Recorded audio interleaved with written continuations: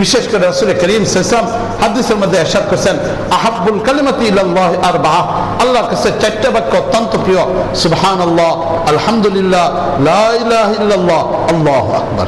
এই শব্দগুলো উচ্চারণ করি, এই শব্দগুলো উচ্চারণ করি। এরপর রাসূল বলছেন, তুবা লিমান উজিদা ফি সাহিফাতিহি ইস্তিগফারান কাসীরা, সত্য সৌভাগ্যশালী হলো ওই ব্যক্তি যে ব্যক্তির আমলনামার মধ্যে বেশি পরিমাণ ইস্তিগফার পাওয়া যায়। আস্তাগফিরুল্লাহ, আস্তাগফিরুল্লাহ। বাংলাতে বলি, হে আল্লাহ আমাকে মাফ করে দাও, হে আল্লাহ আমাকে মাফ করে দাও, হে আল্লাহ আমাকে মাফ করে দাও।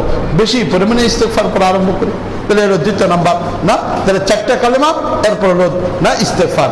এরপর আরেকটা বিষয় হলো রাসূল কারীম সাল্লাল্লাহু আলাইহি ওয়াসাল্লাম বলতেছেন, কিয়ামতের ময়দানে ওই ব্যক্তি আমার সবচেয়ে কাছে থাকবে যে ব্যক্তি আমি নবীর উপর দুরূদ শরীফ বেশি পরিমাণে পড়ে।